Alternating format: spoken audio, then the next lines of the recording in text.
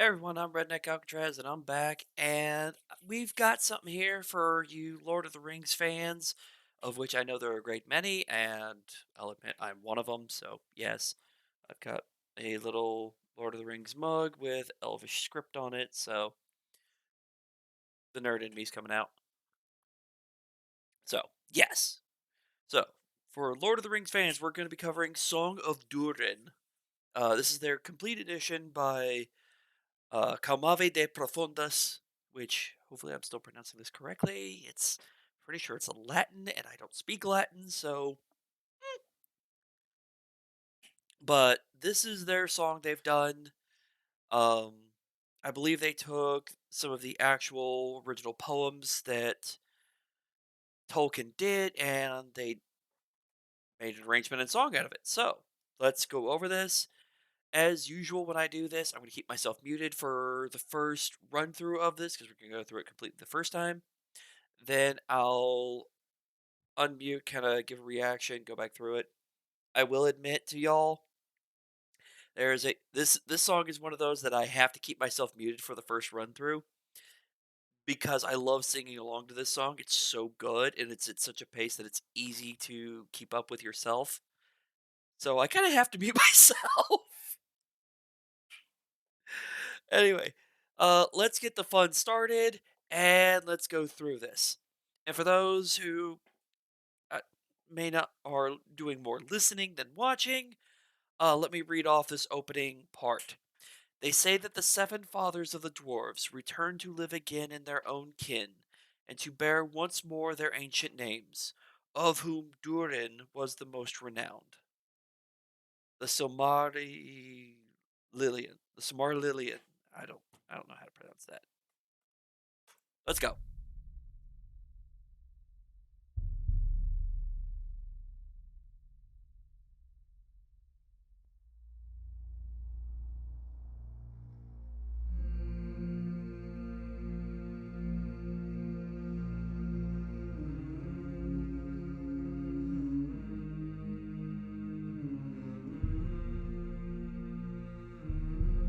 The world was young, the mountains green, no stain yet on the moon was seen. No words were laid on stream or stone when Durin woke and walked alone.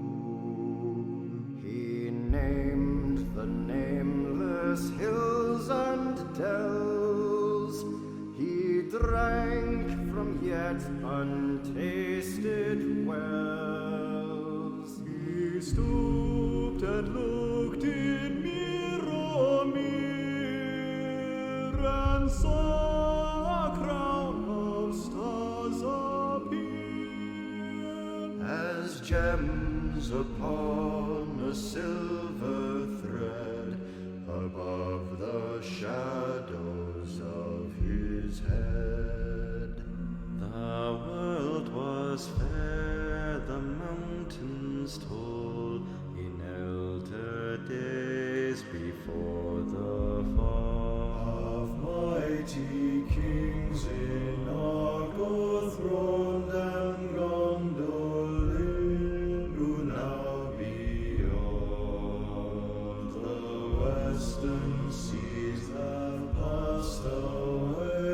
The world was fair in Durin's day.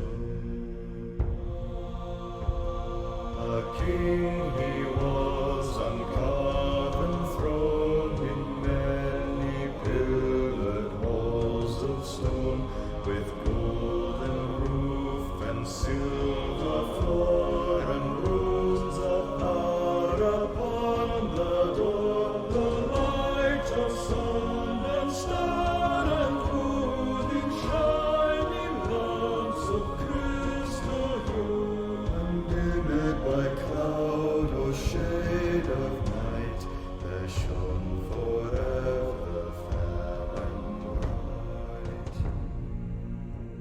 The hammer on the anvil smote, their chisel clove and graver wrote, there forged was blade and bound was hilt.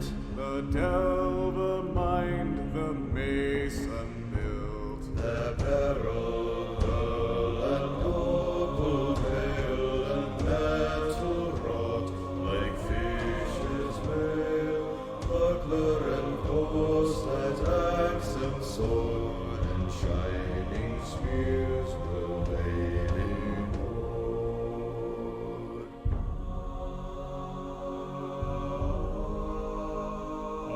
Unwearied then were Durin's folk beneath the mountains' music walk.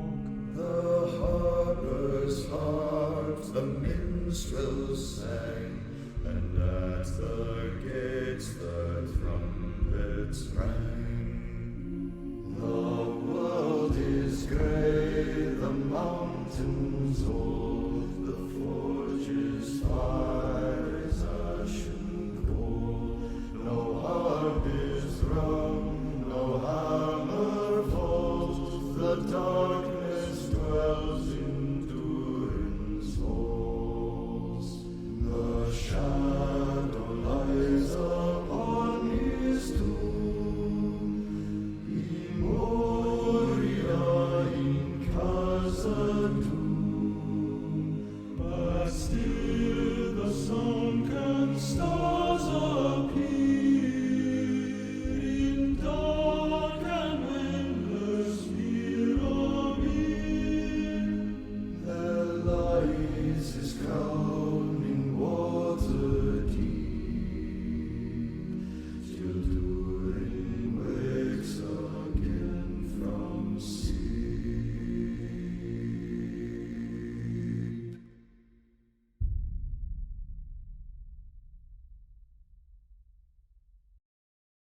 The vocals for these guys are amazing. They always have been. All their stuff that I've ever listened to is great.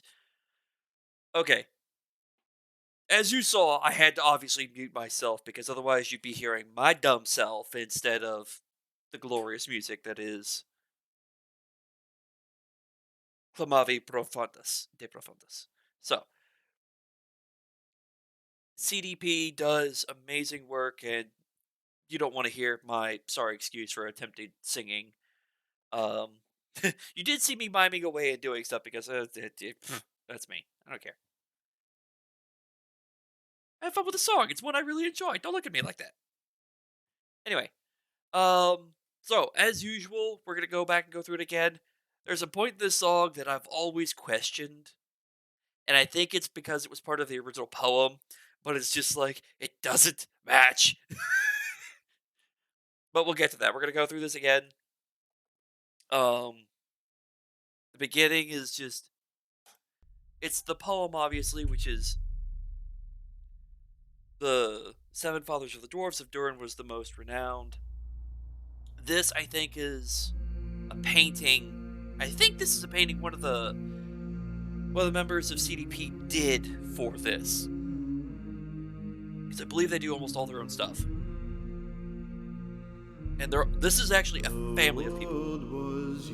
Also, this song makes me kind of want to go watch like the first of the Hobbit movies. Makes me want to go watch it again. And this is something I've always loved is about when they got the cast and the costume design for all these guys is they made sure to do each of them different. It's not like, oh, they're all geared the same or they all have the same stuff. It's like, no, each of them has their own stuff and their own personality and is very different. Young, the mountains green, no stain yet on the moon was seen. Okay, that line I really don't know much about. Some of you who know more about Lord of the Rings would probably know more like no stain yet on the moon was seen. Stain on the moon? Um, it may have something to do with like how it was the golden age and there were the dark times and now there's kind of like where they're at in the story or the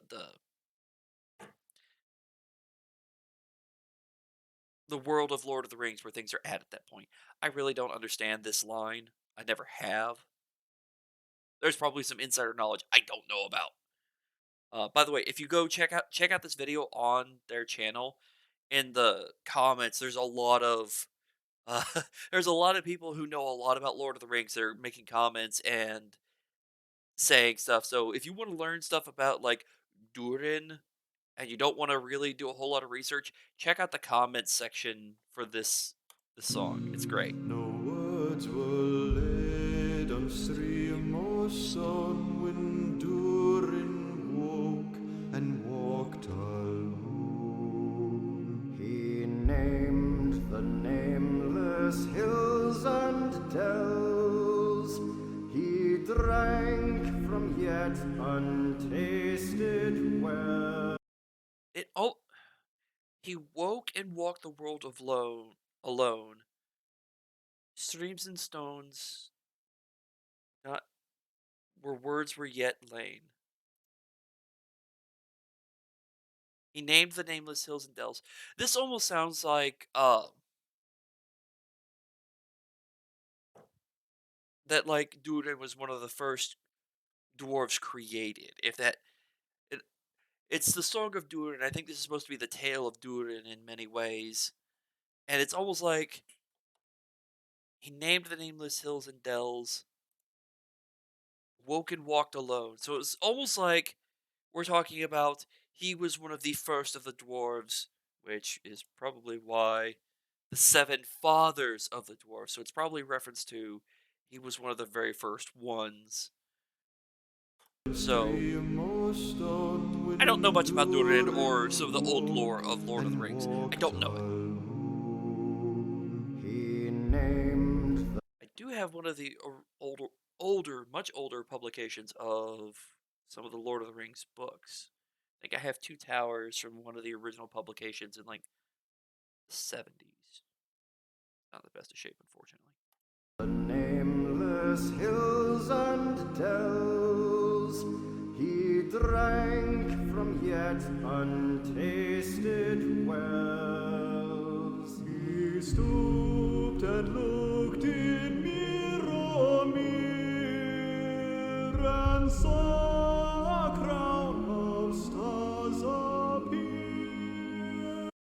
Now, if I remember correctly, Miromir was supposed to have, uh, maybe I'm misremembering it from another story, but Miromir was supposed to have like, uh, it was supposed to be a very special place with some sort of magical powers. As gems I upon a believe. I may be silver mistaken. Probably am. thread above the shadows of his head. Almost like it's predicting that he would The become a world ruler. was fair, the mountains tall, in elder days before the fall. I just love their voices when they're doing these. This is an old. This is like the ballads of old, where they would use the song to tell a tale. I've always loved a good ballad, and CDP does very good at this. They're probably my favorite group when it comes to. Oh no, they're one of my favorites when it comes to telling a story in the form of a song like ballads of old. Um, I was gonna say they're my favorite, then I realized it's like, no, Sabaton also does this thing where they tell stories through song. Theirs is just military history, and CDP does more Lord of the Rings style. Which check these guys out. They have a bunch of Lord of the Rings inspired songs. They're almost all of them are their own composition based off of the song. I'm gonna be doing some more of their stuff later, but they're good. They're good. In here they talk about elder days before the fall. I think this is a reference to like the golden age. Well, actually, I can't even say that really. There's been several ages from what I understand. I don't know what they all are, but before the fall, before things went bad, in elder days. This is elder days is always a reference to the days before, the days of old. Before the fall of mighty kings in Argo throned and Gondolin, who now beyond western seas have passed away. That's another line I've not quite understood. The western seas have passed away. Sounds great. What do you mean the sea passed away? How does that work? How does the sea pass away and die? Excuse me. That's gonna be some big ass magic that's in play for that to pull off. The world was fair in Durin's day. A And king here we he go. The music picks was up. on carven throne in And many pillared halls of stone, Ben, with can you shut up? golden roof and silver floor and runes of power upon the door. The light of sun and star and moon shining lamps of crystal hue, undimmed by cloud or shade of night, there shone forever fair and bright. All right. Without knowing the lore and the story of Lord of the Rings, which I don't know, I know very little. I've enjoyed the series and some of the stuff I've read and stuff done by these guys about it, but I really don't know the story behind or the lore of it. So bear with me. Undimmered by shade of night, the light in shining lamps of crystal hewn, undimmed by cloud or shade of night, shone forever fair and bright. It sounds like they're talking about like kind of a bright or golden age of things were plentiful, things were great. You had light for all, and none need fear the night. Um, it literally sounds like they're talking like a golden age for like how well things were for the people where um and actual history, there came a time where people were able, normally when night set, things came to a stop because nobody could see. And things like an oil lamp was expensive. Candles cost money. And so people who didn't have much, they couldn't afford to have these at night. So having light at night was a big thing. Um, that was when like your industrial side, you're able to do more for longer and accomplish more things. So it's kind of a revolutionary time when things can be done. It also allows people to no longer fear the things that go bump in the night. So, shone forever fair and bright. Shone forever fair and Plentiful light is a wonderful thing. Light, light, light, the light. hammer on the anvil smote, their chisel clove and graver wrote, their forged was blade and bound was hilt, the delver mind the mason built. So, these lines about the Delver mind, the mason built, the chisel clove, the graver wrote. Um, Listen to me, I'm even throwing out an accent for this stuff. I can't help it. Um, it sounds like they're talking about all those who did so together. They all work in unison towards one goal of bettering all. At least that's kind of the feeling I get from it. All these who their job is to make and create, they all do so. And you can make a lot of awesome things when everybody works together. Mind the mason built, the barrel and noble.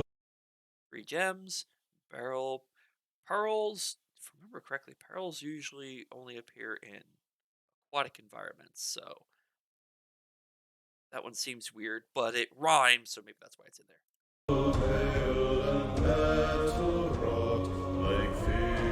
That's hard to do. Okay. I've done a little metalworking before. In my past, I've dabbled in a lot of things. Chainmail was one of them. Metal wrought like fish's mail. Um, okay, if you want to make that, that's It's not that hard to make a small little panel. However, to do like scale mail, where you have all those fish's mail or the scales laid properly, that's time consuming. It's very labor intensive. You got to make all the little panels. You got to make them all the same. You got to line them all up, and you got to make sure they lay properly. Ain't easy. This is the line that's always confused me. Buckler and corset, axe and sword. Okay, hold up. For those who might not know what some of these words mean, axe, sword. I shouldn't have to explain that. Axe is an axe, a sword is a sword. Buckler is a type of shield, usually a smaller one. Usually you can just strap it to your arm and it just sits there and leaves your hand free to do stuff. Or it's a small shield that you can just like bloop, it's little. Um, for those who've seen like any of the Marvel stuff, Captain America's shield, that is not a buckler. A buckler is like half that size. It's more like what you would see for Goblin Slayer. Yes, the nerd is coming out. Deal with it. But yeah, that's like a small shield or almost a buckler. It's not very big, but it's strapped to his arm so he can still use his hands and still use the shield if he needs to save his own butt. So, but a corset is a garment for women to make their waist smaller and make them more shapely looking. So it's like, how does this get involved in like weapon, shield, women's clothing? I don't get it. I don't. And Corslet, axe and sword and shining spear. All right. And shining spears were laid in hoard. Okay, maybe there's another definition for this word. If there is, and this has some different meaning, I would like to know. But a corset, or maybe this is corselet. Maybe a corselet is something different from a corset. Because phonically, a corset and a corselet, the extra L in there adds a different sound effect meaning. So this is maybe supposed to be corselet, a buckler and corselet with an L in there, and that's supposed to be something different altogether. I hope it is. Otherwise, you should not be putting it with the rest of them. So if somebody knows what the corselet is, please let me know, because it don't make a bit of sense to me. It much confused me. Axe and sword and shining spears were laid in hoard.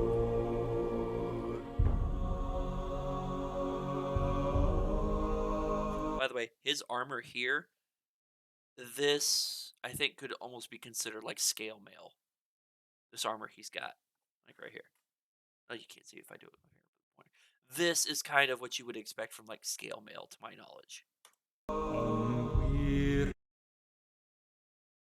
do it later. I have to pull one of my armory books. Then were Durin's folk beneath the mountains music woke.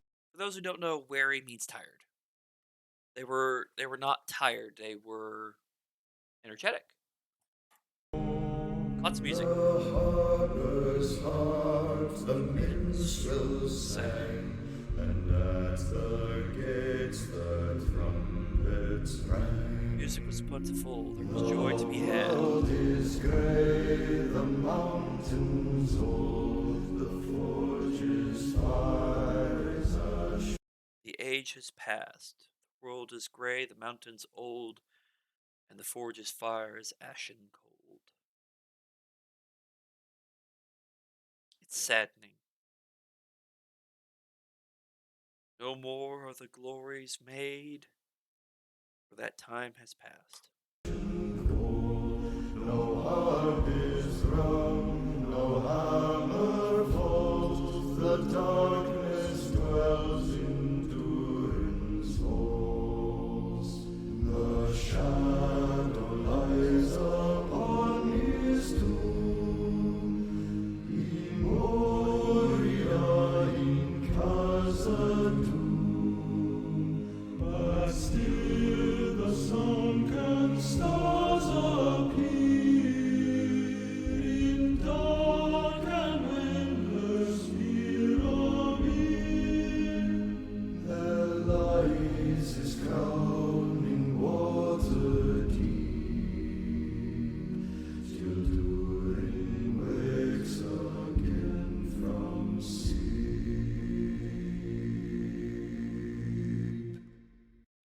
Here's the little fun thing.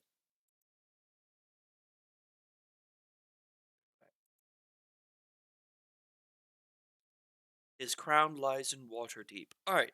For those of you who play Dungeons and Dragons and know Dungeons and Dragons lore, Waterdeep is a literal place. It is a major city. So for those who may be like Lord of the Rings fans and you also do Dungeons and Dragons, you might recognize like, oh wait, does that mean the Crown of Durin is in Waterdeep in D&D? Huh. So for those who like doing like little crossover stories or Dungeons and Dragons campaigns, maybe set up like a Lord of the Rings crossover where people have to go to Waterdeep to find Durin's crown to bring it back. That kind of would be fun. I would like to see that. If somebody ever comes up with something like that, let me know because that's creative. But yeah, there lies his crown in Waterdeep till he wakes again from sleep. wakes again from sleep.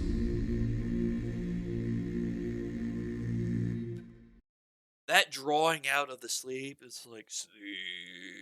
I can't do. I always give credit to those guys, to the people who can draw those words out and just stretch them like that, because that's not something I can do. Nope. Mad respect. Anyway, this has been Song of Durin, which is an original composition of J.R.R. Tolkien's poem by Clamavi De Profundis. Amazing song. I have listened to this thing on repeat at times, where I will literally run it like 5 or 6 times. It's such a great song.